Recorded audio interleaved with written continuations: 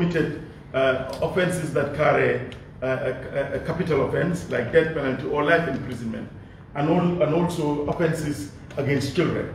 But of course, you know that when we talk about access to justice, there are a lot of people in the Gambia do not and cannot afford to go through the court system.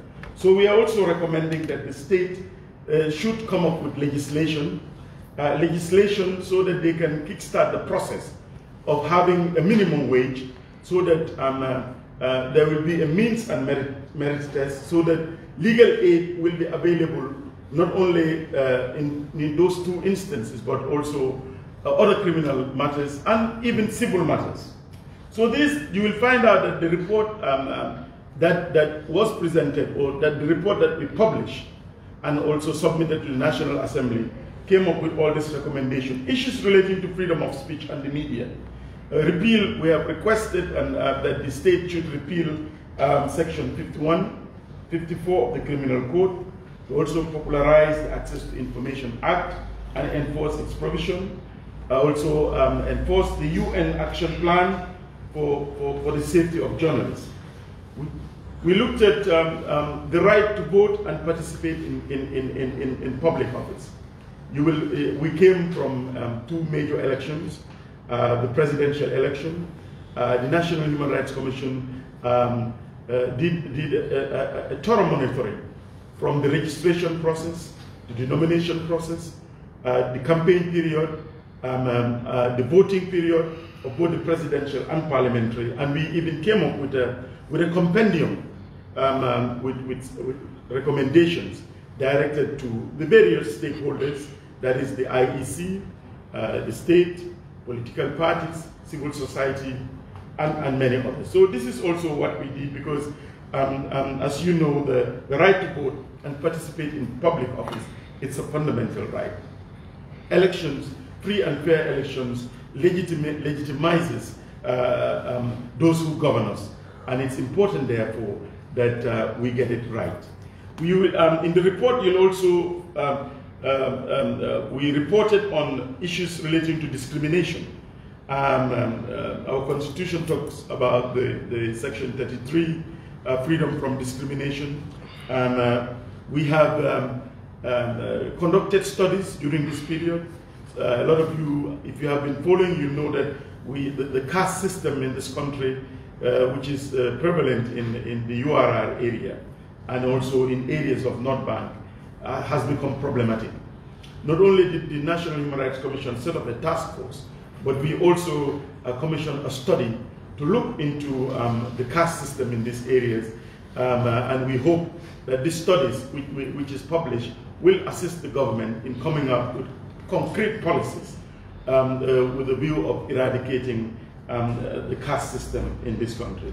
We also looked at the right of disabilities, and we proffered recommendation. There is an act. Already we have the rights of persons with disabilities. We did ratify the convention, but having said that, there is an act, but the act needs to come to take effect.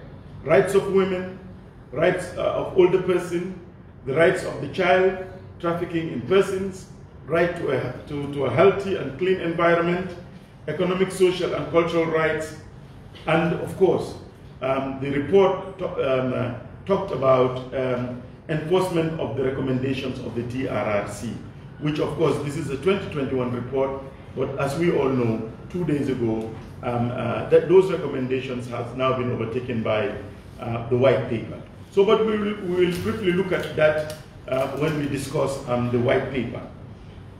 But perhaps I should quickly also tell you about some key achievements of the National Human Rights Commission. The National Human Rights Commission, as you know, only became operational in 2019, although it was established by an act in 2017. In August of last year, 2021, a process of auditing was started by the Global Alliance of National Human Rights Institution, which is based in Geneva. This is the institution that actually governs and also has an oversight function at the international level of all national human rights commissions. It actually governs and it gives accreditation to all national human rights commissions. So the Gambia, since September, was going through an audit process. And I'm glad to say, although the accreditation, the results of the accreditation happened in on 29th of March 2022, this year, but the National Human Rights Commission of the Gambia has today been accredited an A status. An A status by the Global Alliance of National Human Rights Commission, which is based in Geneva and is affiliated to the United Nations. What this means, therefore, is the National Human Rights Commission of the Gambia has been found to be in compliance with the UN Paris Principles, which sets international standards for all national human rights commissions. It has looked at the way we work, and it's satisfied with the promotional and protection work that we do. It is satisfied that we carry out our broad mandate effectively and efficiently. It is happy that we have, well, it's happy that, that we have complied with the independence of what is expected of a National Human Rights Commission, in the way we do our investigation, in the way we do our monitoring. It has also audited our internal documents, the working tools of the National Human Rights Commission. It has also audited the way we relate with government and civil society. And through this period of 5 months that we are audited, we have now been accorded an A status. And that therefore means it puts, what this has done is not only good for the National Human Rights Commission of the Gambia, in the sense that it today allows us to participate in the decision-making process of the Human Rights Council based in Geneva and other UN mechanisms, but it also gives the National Human Rights Commission the ability to access strong pool of technical assistance in strengthening human rights in the Gambia. But it also improves the scorecard, the record of this country. It is putting back Gambia in the map of saying that this is a country which respects human rights. This is a country which has a National Human Rights Commission which has an A status. Not every nation, not all countries have an A status, and they have been existent for a long time. So I'm happy to report that, but also to report, as part of the successes of the National Human Rights Commission, that in November last year, during the 69th ordinary session of the African Commission on Human and People's Rights, we have been granted affiliated status. The National Human Rights Commission has now been granted affiliated status with the African Commission on Human and People's Rights. This means that today we are invited to the public session of the National Human Rights Commission sessions, which is held twice in the year. We can speak on human rights issues, about human rights in the Gambia, but also throughout the African continent, and to also submit proposals which may be put to vote at the request of any member state of the Commission. I think these are key achievements that we have been able to, we have achieved in the last year. But in our work, we have been able to ensure equitable access to justice through awareness raising, what we call awareness raising clinics. As you know, the National Human Rights Commission Secretariat is based here. We did not have a regional presence since our establishment, but that notwithstanding, we do have interaction with the provinces. We carry out like a caravan, where you have our national our officers, the Department of the Directorate of Legal and Investigation, together with the Communication Department. We have been having legal aid awareness clinics that we call, in the URR, that is the Upper River region, and we have had these clinics in 5 communities during this period, and we have during this period we have looked at 259 alleged human rights violations, which we have received, assessed, advice provided, and referrals that were also made. We have been preparing the groundwork for opening our regional offices. As I speak to you, we have now recruited regional administrators, regional legal officers, and regional investigators. And they're actually doing their orientation here in the Secretariat, and by next week they'll be dispatched to cover both the Lower River region, the Central River region, Upper River region, and the North Bank region. And we have also, as you know, in our report, you will discover that we have been investigating human rights violation, and we have received complaints. We have received a total of, apart from the clinics that I have mentioned, we have received through our complaints mechanism 41 complaints. And we have dealt with 24 of those complaints. The rest, some of them are still in investigation phase. Some of us were referred, I think, mistakenly, even like from India. You have these things because we also have you can refer complaints through our website. So it just tells you that people are actually referring, and we had to refer it back to India because this is the Gambia. But just to explain to you that the mechanism is working.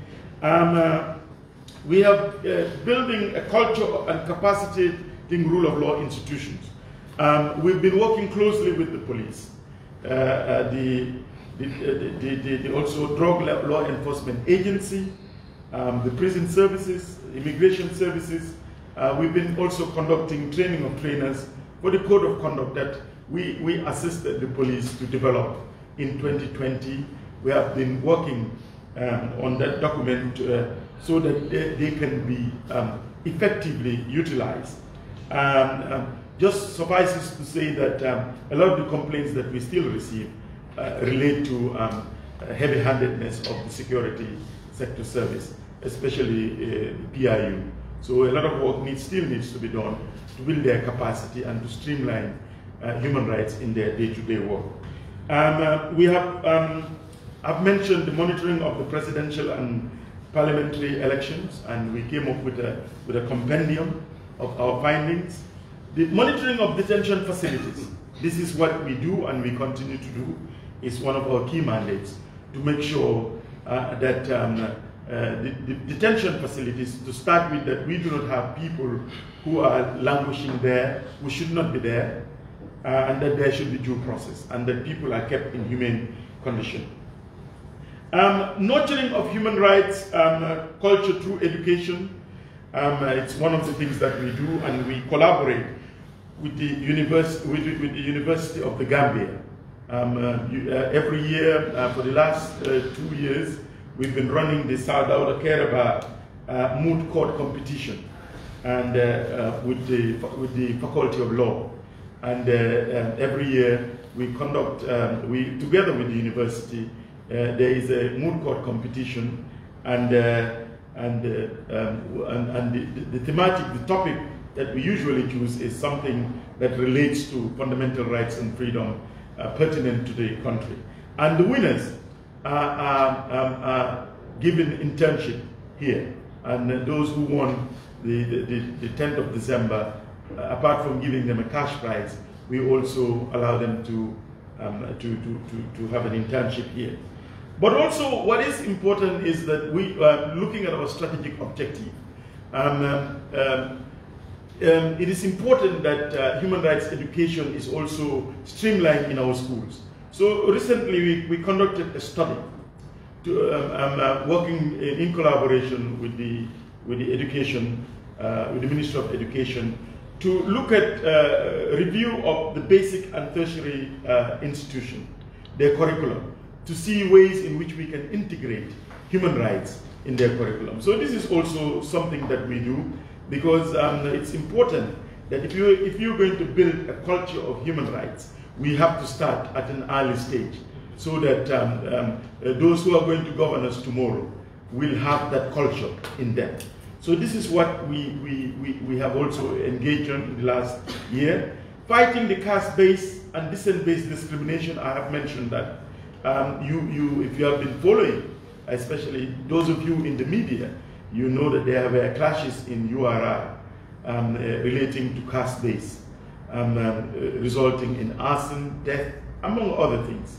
The National Human Rights Commission has, for the last, I think since 18 months ago, under the docket of our mediation commissioner, Imam Babali, we have been able to set up a task force comprising of Minister of Interior, Minister of Justice, Tango, Supreme Islamic Council, and we have been able to set up a task force to look into issues relating to caste-based system. But not only that, we felt that rather than having just ad hoc information and doing missions here and there, we commissioned a study to actually deeply look at the issue itself, with the intention of developing, helping the government develop a policy.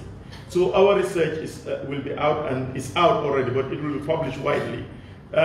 This we hope will help the government to come up with a policy and a roadmap on how we can eradicate and caste-based.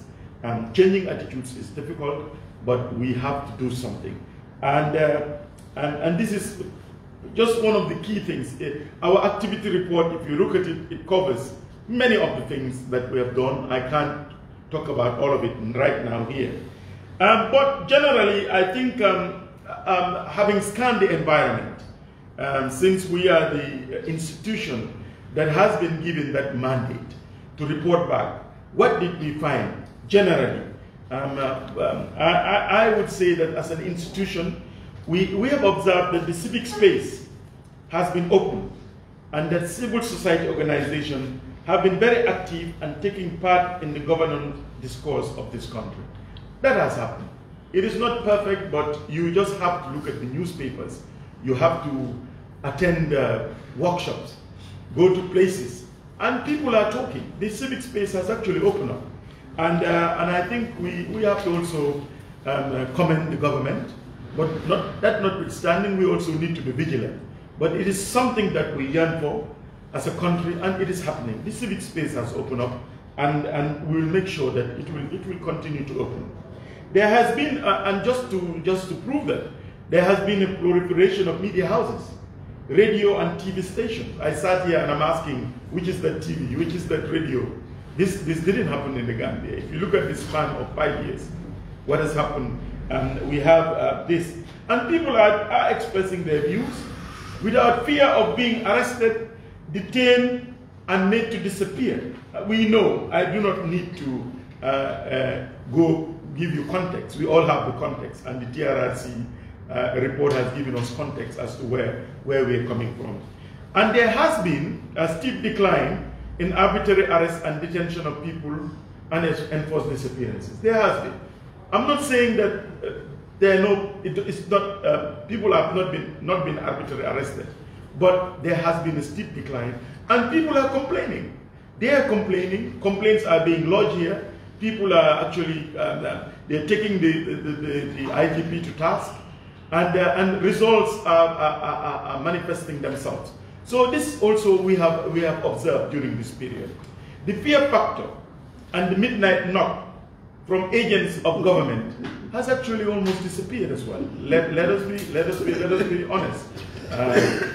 There was a time after this meeting that midnight knock might come to some of us, and even you, those of you who are listening here.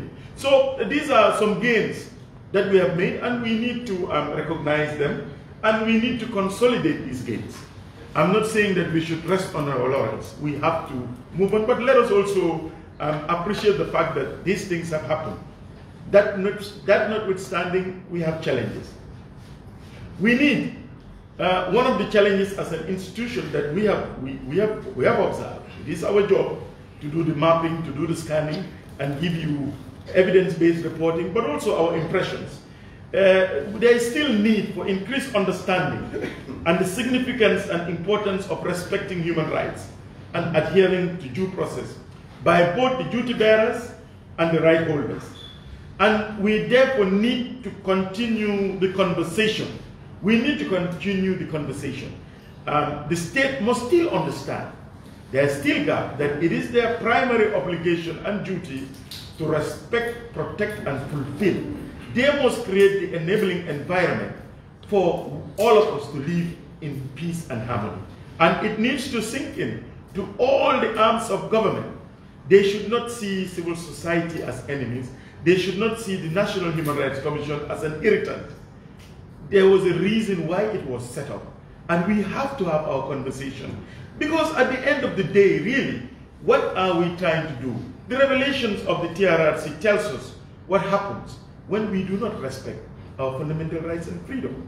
So it is even good for the state, despite the problems that we have this discussion, we have this civilized fight, and then we come up with a consensus. So this is something that we need to continue doing, and in the long run, we will understand each other. I remember just recently when the consultative meeting on the TRRC was done, one of the senior counsel at the Ministry of Justice said, I think it was 𝒂𝒄𝒄𝒏, said, see, isn't it amazing that when we leave our computers and talk to each other, we tend to see each other as human and just having a different point of view. And this is how we should see each other, not as enemies. And I think the National Human Rights Commission will continue doing this together with civil society, raise awareness, having this political discourse. Changing the narrative is therefore important of the meaning and significance of what human rights is all about. We need to change the narrative. We must understand when we talk about human rights, we're talking about not only just civil and political rights, police arrest, detention. We're talking about the right to education, right to health, environment, clean environment. Human rights are economic, social, and cultural. Civic. So this is our rights. These are rights. These are not just Eurocentric rights. These are rights you find in our Constitution, Chapter 4. These are rights you find in our domestic legislation. So if we have rights protecting the rights of women and children, these are our laws, and we need to safeguard it. So these are things that we need to, and we, as an institution that has been mandated to protect and promote human rights, we still believe that there are gaps in implementing and enforcing laws, and laws that affect human rights, laws relating to women and the girl child, children, FGM, anti-discriminatory practices. We still have a country which is very homophobic. It's a society that is homophobic. But this is the conversation we need to talk about.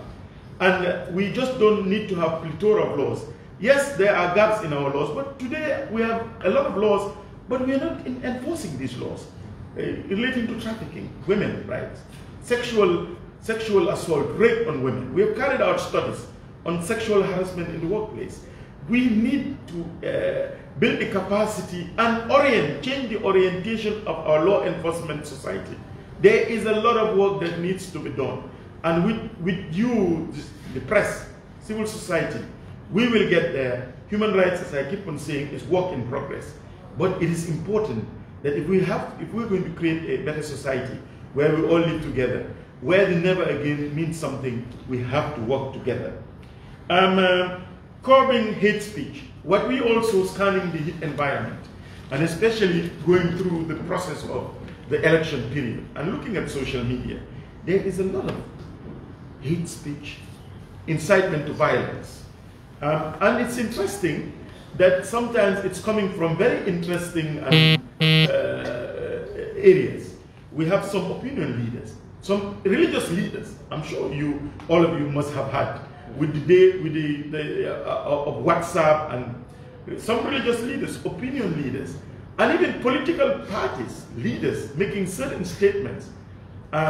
We need to be very careful as a nation, especially when we are in a position of leadership, whether it's the press. Also, you have to be careful in how you disseminate hate speech, because once you start spreading it again, you are giving it life.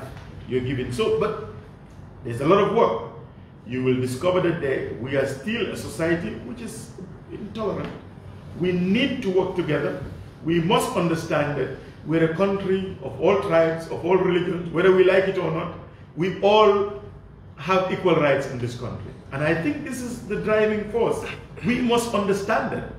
We must understand that regardless of your tribe, of your religion, of your other status in life, whether you're man or woman or any other orientation, you have a right to be, whether you are disabled, you have a right, an equal right. So, but these are the things that, but hate speech is something that is worrying us, and incitement to violence. And the slow pace of security sector reform and accountability. And again, it's worrying, and we hope that the security sector reform will be hastened. So these are the many other things that we observe. I really want to now talk about the white paper, because in our recommendation, we did for 2021, at the time that this report was written, the white paper was submitted to His Excellency, and also on the 24th of December, the white paper was circulated by the Ministry of Justice, and going through the white paper, the National Human Rights Commission made very strong recommendations, which some of you did serialize in your media. But on the 25th of May, 2 days ago, the government of the Gambia came out with a white paper on the report of the Truth, Reconciliation and Reparation Commission. And I'm sure you all have this document. And I've seen some of you have started taking bits and pieces and publishing it in your newspaper or online media. What is the position of the National Human Rights Commission? Perhaps we should start by saying that we commend the government. The government has taken a bold step in accepting to implement almost all the recommendations of the TRRC. And I think really we need to congratulate the government. It's been a very long road. Establishment of the TRRC in 2017, 3 years of public sitting, listening to horrendous account details, the victims and their families, surviving victims and their families going through an ordeal, and having sometimes some segment of our society being in self-denial and making sometimes even a mockery of the whole process. Didn't augur well. But the government has taken ownership of the process. And I think a lot of what the National Human Rights Commission, civil society, stakeholders, development partners have been waiting for, we were not disappointed, at least in the statements made by the Honorable Minister, and also in what the document has actually said. So just some salient points. Issues like prosecution were addressed in the document.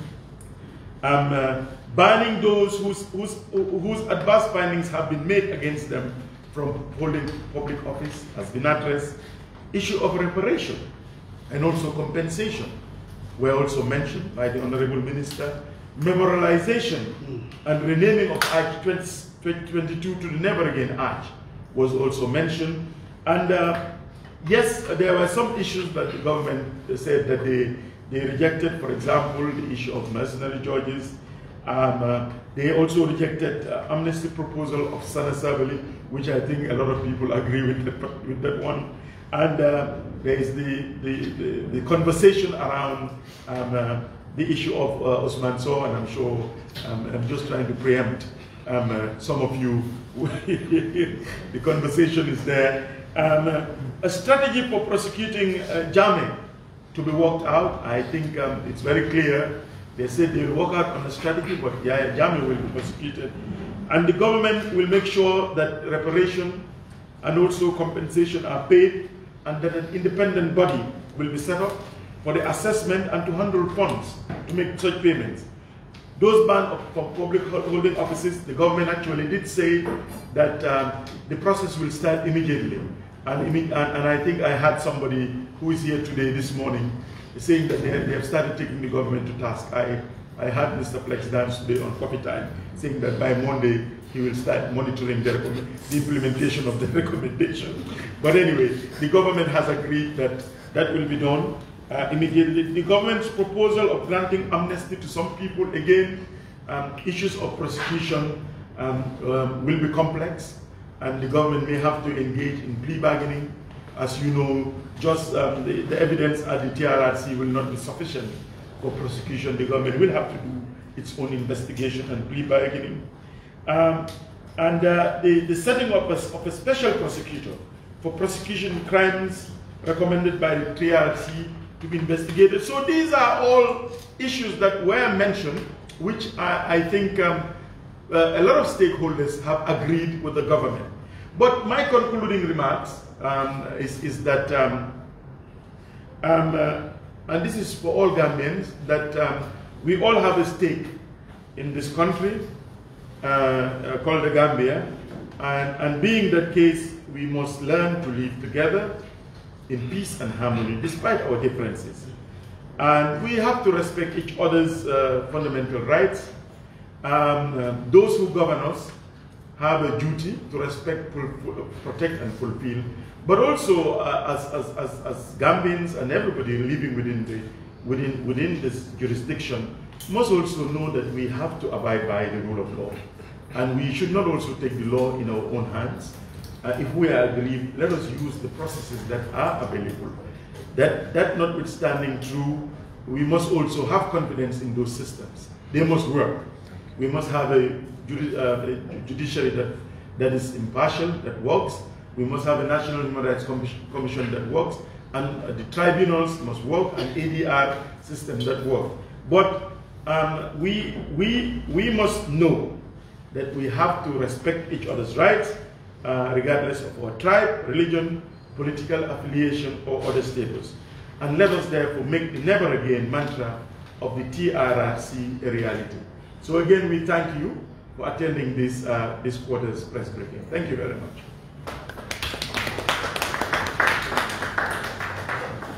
Yes, so officially, although we have submitted,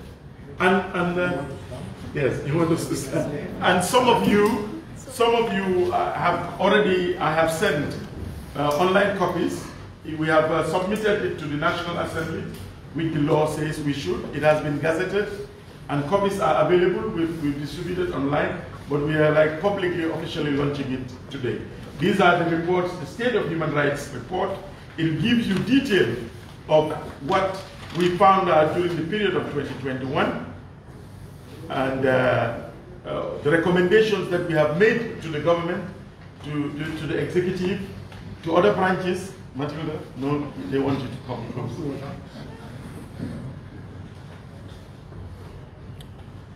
And these are the recommendations that the National Human Rights Commission will follow up with the National Assembly and the respective branches of the executive and others that have been mentioned here.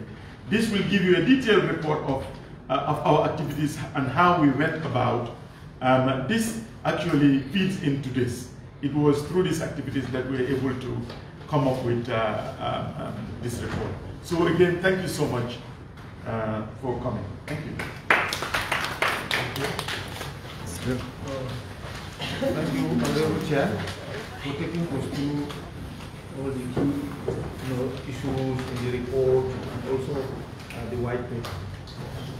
At this point, we are going to the question and answer session. We are going into the question and answer session that will be moderated by the Director of Communication and Media.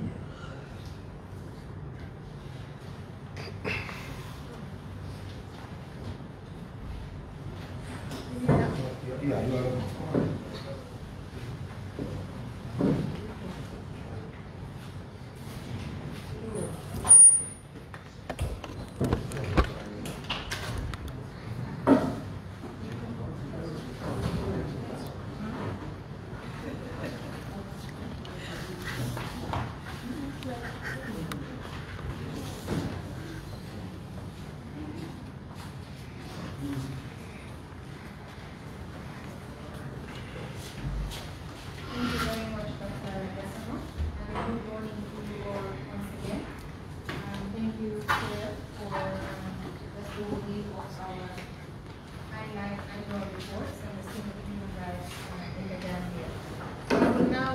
questions from our guests, the media.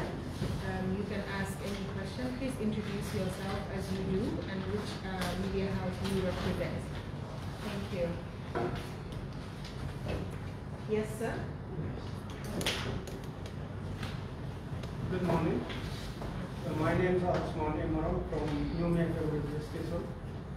My question will be directed to Mr. Q. Are you satisfied with the state of human rights in this country, or let me say in the Gambia? That's my question. Thank you. We can take another question and then we'll take 3 per. Yes, Bana. Yeah, good morning. I am Bana Sabali. I work for Business Radio. So, just like you mentioned, today we had flags down talking about the issue of Usman Sow. But what is the reaction from the National Human Rights Commission that leading the NIA, and he's been granted that degree of amnesty? Thank you. Did you mean Usman Sow? You said Usman Sow. So. Okay. Yes. Right. Yes. Thank you so much for this. My name is 𝒕𝒉𝒊𝒔 for 𝒂𝒄𝒄𝒏 Online News.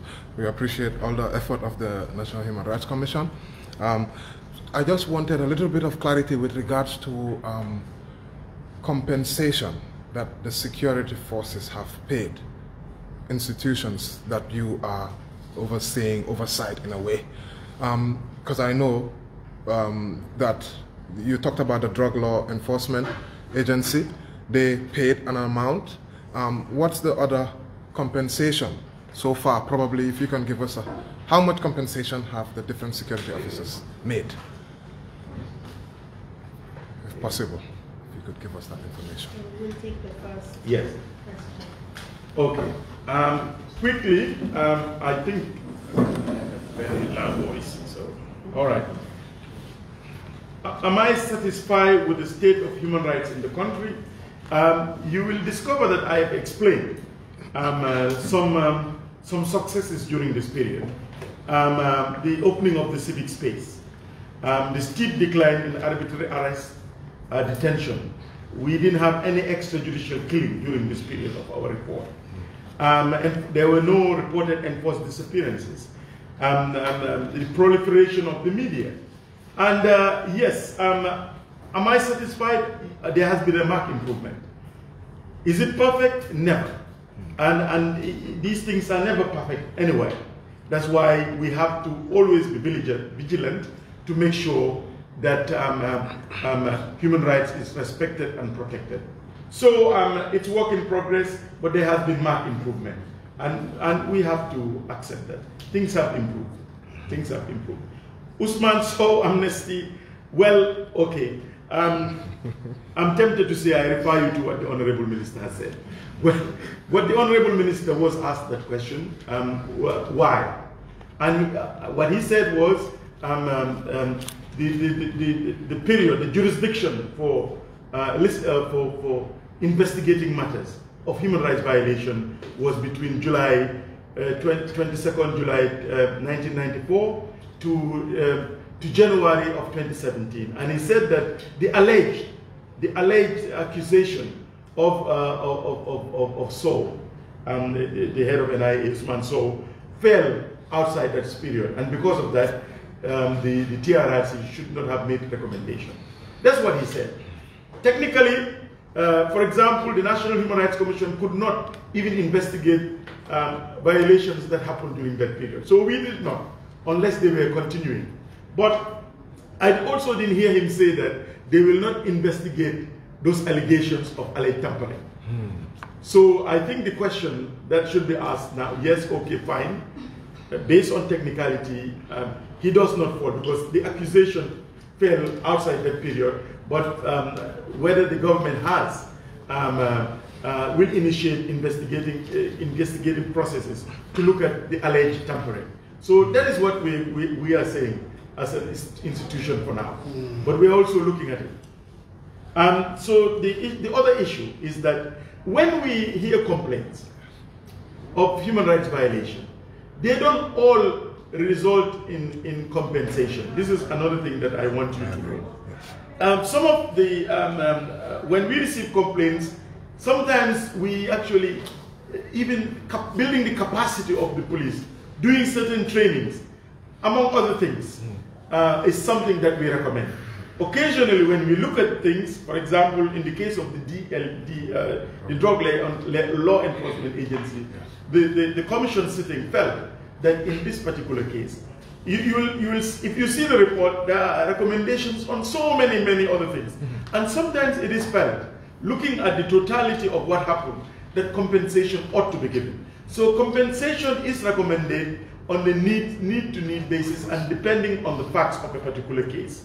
For example, the case of, is it called Yippee? 𝒕𝒉𝒂𝒏𝒏. The rapper. Yeah, 𝒕𝒉𝒂𝒏. You know, he had lost things like his watch, his gold chain, among other things. And it was felt then, at least the police, even at their level, felt that they will give compensation to this. So compensation depends. It's an assessment that is done, looking at many other factors. So it depends. It's in some, we feel that, well, perhaps reprimanding the police, allowing them to go through their internal structures, we even advise them, you need to compensate. Okay. So it's a complex process depending on the individual case. Yes. Because the reason being, I just wanted to make sure, I'm trying to keep track. We are aware of 𝒂𝒄𝒄𝒏. That was a compensation to Ibrahima. Yeah. And we are aware of 𝒕𝒉𝒂𝒏's incident, which is to be finalized soon. We are also aware of DLEAG.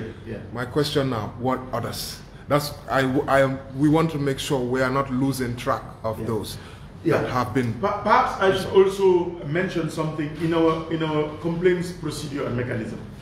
Usually, sometimes when a complaint gets to us, the same complainant, sometimes they start a process in the courts. We, once that starts, we do not. What we can do at that level is we monitor.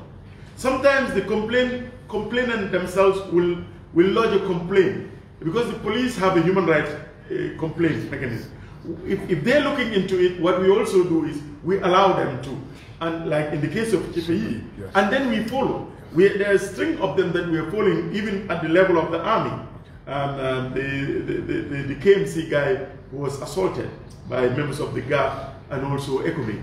And we are following to make sure that, like most of you always say, the police say that they are investigating. What is the outcome? So what we do as a National Human Rights Commission, yes, it is a body that is legally set up to do investigation within the police force. We will allow you, but we will monitor, and we will need you to give us the outcome. So this is also what we do sometimes, just to tell people that sometimes they're saying, why are you not doing anything?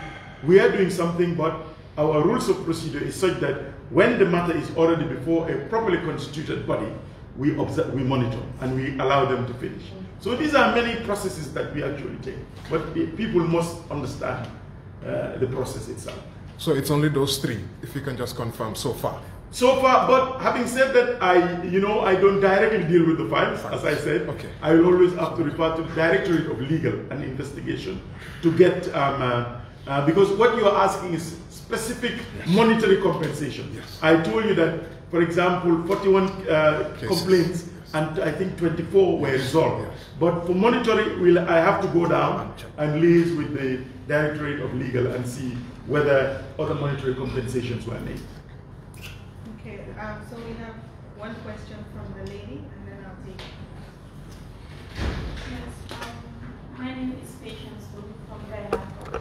So you made mention of a report being on the way on sexual and gender-based violence in workplaces. And my question is, we see a lot of times that sexual and gender-based violence and domestic violence mostly happens in household. So what is the institution doing with regards to that? We'll take another question from the young. I'll come back to you. Yes. Okay, thank you very much. My name is Ismail Sonko, a freelance journalist. I have two questions, if I can ask them both. Right. So the one is about the question about the touch bill at the parliament. Mr. Diouf has mentioned it. So how far the bill has gone? Because you said it was not been passed, and what is the effort of the commission doing to push that so that the bill can be passed? The second question is the human trafficking issue. What effort or what step are you making to make sure that you work with Native and Ministry of Justice so that they can actually build that will empower the Native so that they can have a special court? Because this human trafficking issue in the Gambia, when anytime they went to the court, they will say that they lack court, so that they don't have court to proceed on those cases. So what efforts the commission is doing to make sure that so that they can get a platform for those people, those who have been trafficking? Okay, we'll take one last one. Good morning, everyone. I am 𝒂𝒄𝒄𝒏 of Gambian Talents TV. We've seen the white paper is out, and it triggered a lot of debate within the society. So many people see the white paper as Kumba Amnday, Kumba Amnday, and it's far. They believe that it's not fair. The government accepting some and not accepting some.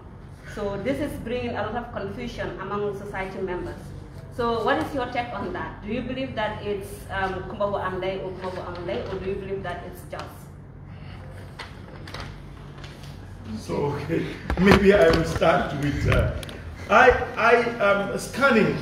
I was there when the white paper was what do you say, published or was submitted, and I would say that talking to victim-led organizations, a lot of people agree with the white paper. And even the government says that I think they have accepted, was it almost 98% of, so I will not actually use that description of Kumbabu Amday and Kumbabu Amday.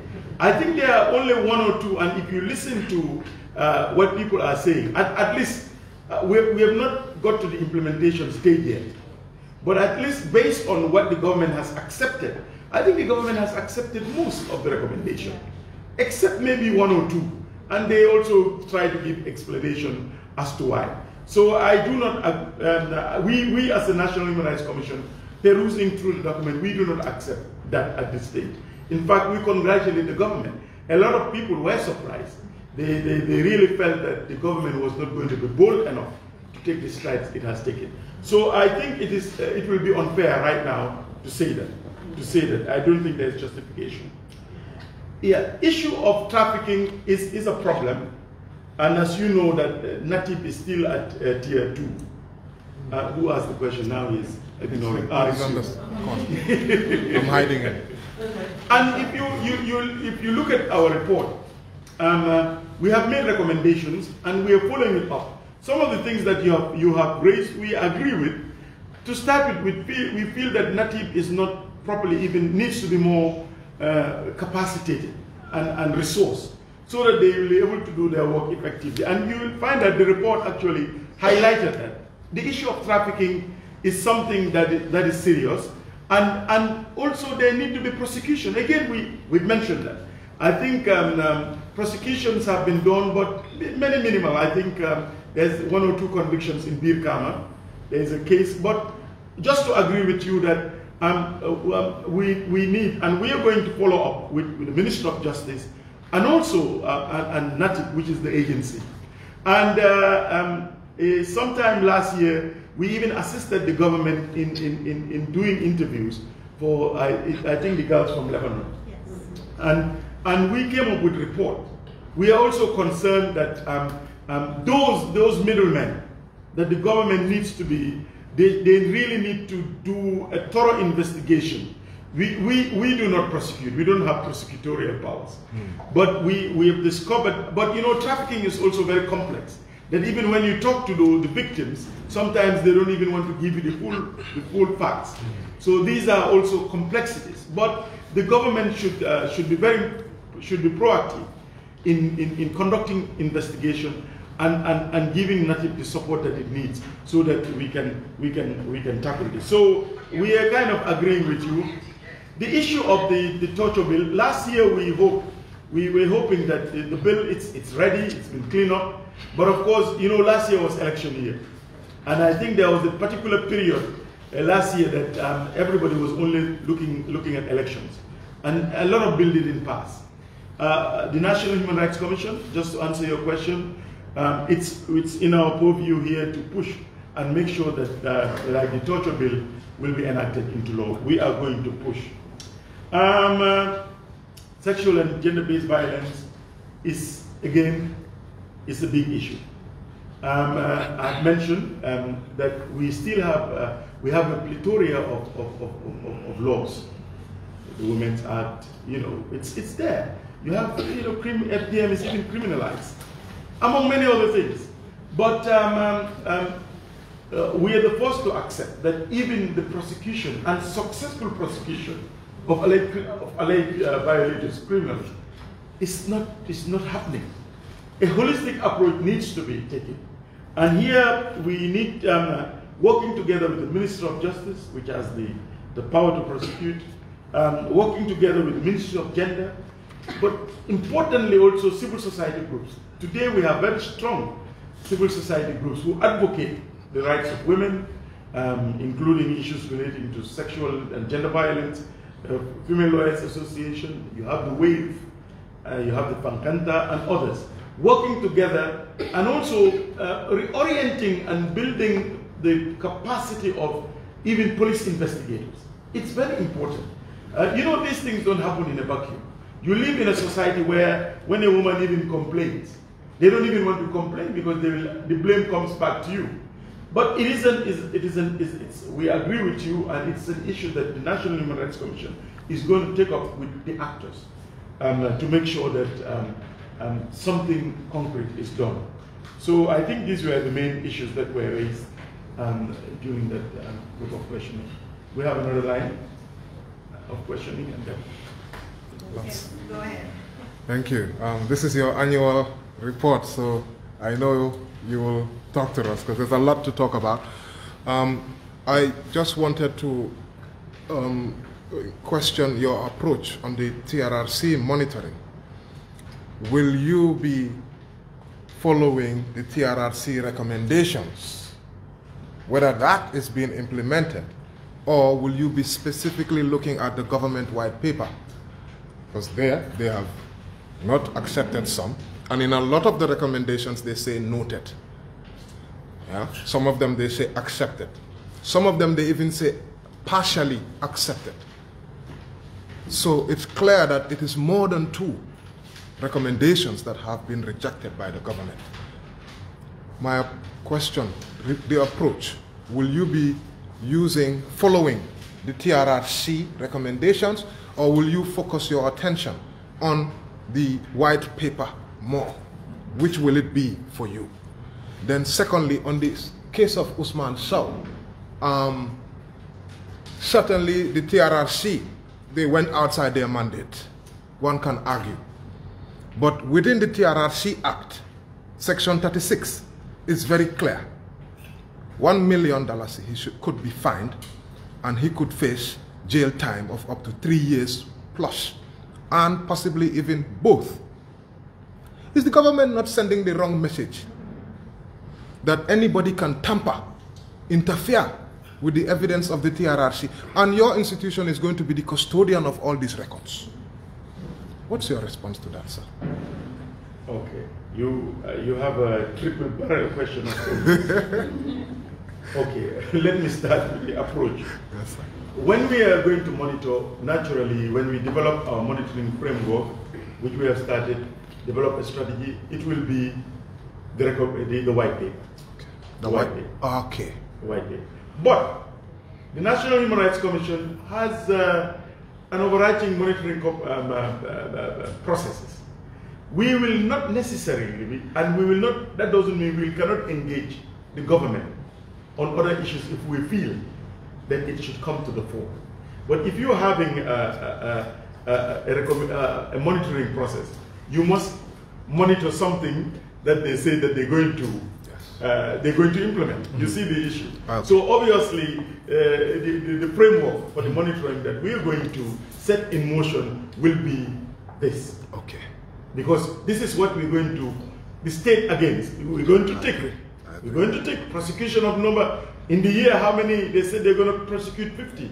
Why have they not? And then there will be a comment to see the reason why.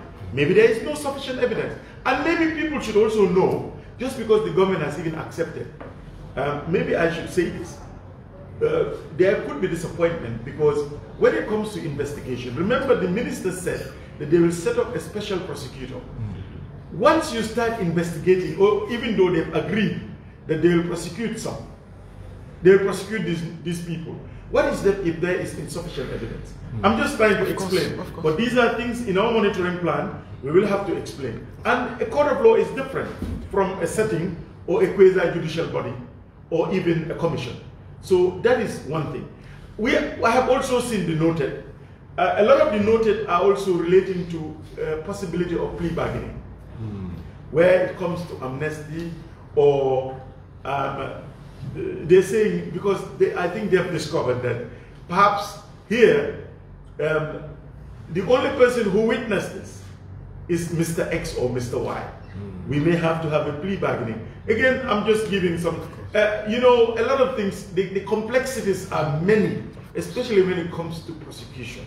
And we have to understand it because I'm sure people will come down the line and say, hey, but you didn't prosecute Mr. Y. Maybe there was no sufficient evidence. Just for you to understand. So, our framework will be this, but that doesn't stop us looking at other areas.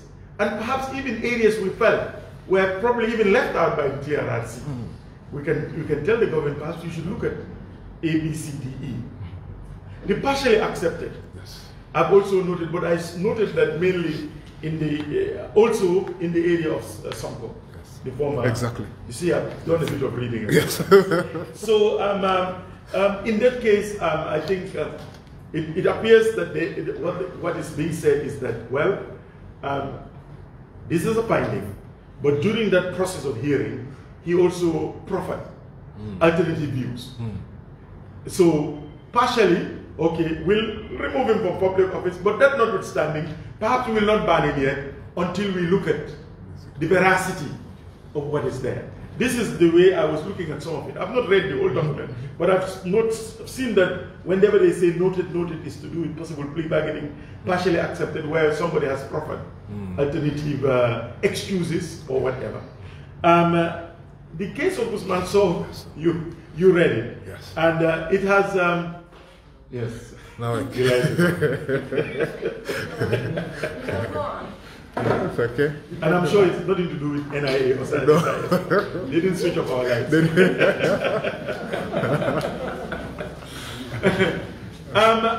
Again, this is it's subject to discussion. As you know, it's a big discussion right now. But that's what I'm saying. And if you remember what I said was, yes, this is what came. But the state will have to tell us whether they will investigate. The alleged, remember also these are allegations. Yes. As of now, they are allegations. Are they going to investigate the tampering? Although it may not directly fall under the public, but it is related to them. No, I understand the point, and that is why I said the state will have to come back and explain to people that, well, are you investigating? Because as it was said, it's an alleged allegation. Will you investigate? And they owe it to the general public to give us feedback and say, well, okay, we're investigating. Since they're giving us the reason why, but are you investigating? Okay. And at the end of the investigation, we'll want to know. Okay. So, yes. I can do my last two if nobody. So if that is going to be his last two. Yes, it will be my last two. The very last. Okay. And I will not have any side interviews after this. Usually they want to take me up to my office. Exclusive. To someone, so this should be the last. Okay. Just another perspective is the diaspora. I was looking at in your section here, right to vote. I was skimming very quickly. I haven't had a chance to fully look at it. About the diaspora. Until now, they have been disenfranchised. They cannot vote in this country or abroad. What will you do with regards to ensuring that come the next electoral cycle, let them be able to vote what will you do? And then I've almost forgot. Yes, my last question, yes, is with regards to the UDP situation, where a supporter was seriously beaten by some 5 police officers. What's the latest on that, sir? Thank you. Any more questions? You have one question? Yeah. Okay. Okay. Thank you very much once again. Coming with this, please come forward. It's okay. Coming with these 2 documents, I know it's not easy to gather and work together to come with this document for the interest of the Gambians. So I want to know the challenges you are facing to come with this.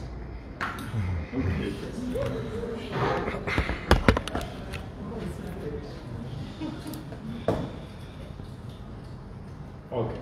So I take it that these are the last 3 questions. Okay. Right to vote and diaspora voting. Yes. It is something that we have raised. It is something that we have with the IEC. It is something the National Human Rights Commission was the subject matter institutional specialist when we were requested by the standing committee to look at the elections bill. Unfortunately, as you know, you cannot pass an election law 6 months before the election. But this is another area that we strongly believe that it should change, and the processes. There is already a court decision saying that the diaspora have a right to vote. Thank you. So the IEC must get their logistics. Now we have to start working on it right now. A lot of the things they said was logistical. The debate is out there whether it was logistical, whether it was not. But as a National Human Rights Commission, this is one of the issues that we've raised, the issue of even prisoners voting. You have a lot of people in remand who have not been convicted and who are disenfranchised.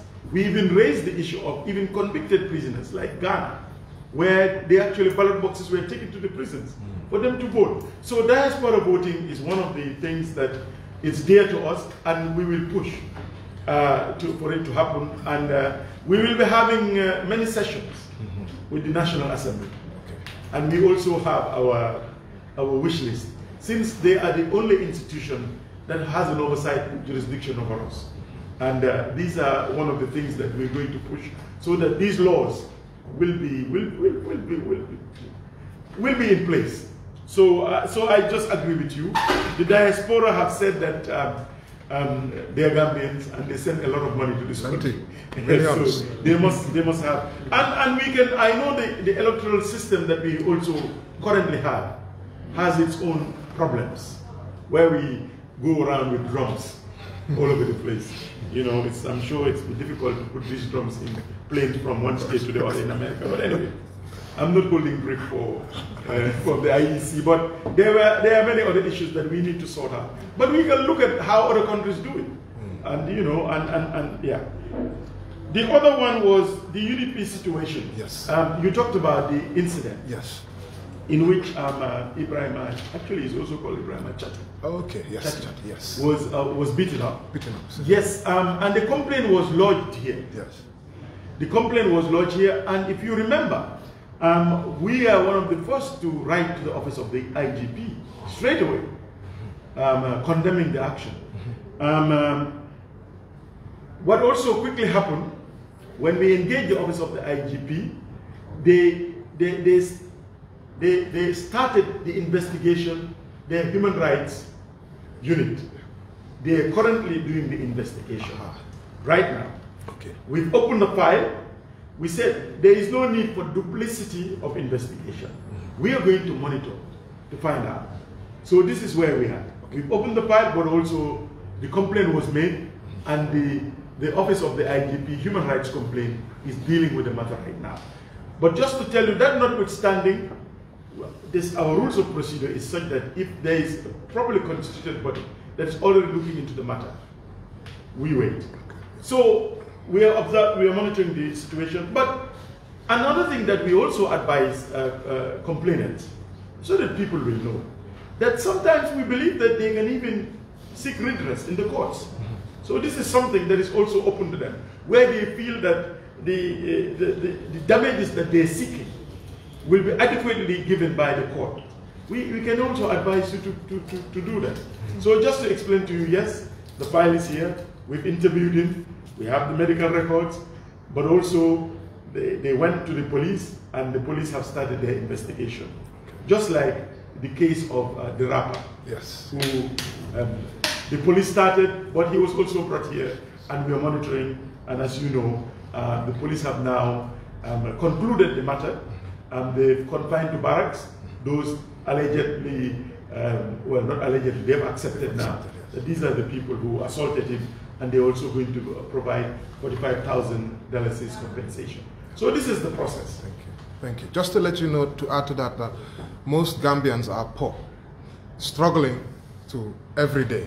So that's why the legal angle, it's very difficult. You, the National Human Rights Commission, are a lot of Gambians' last hope.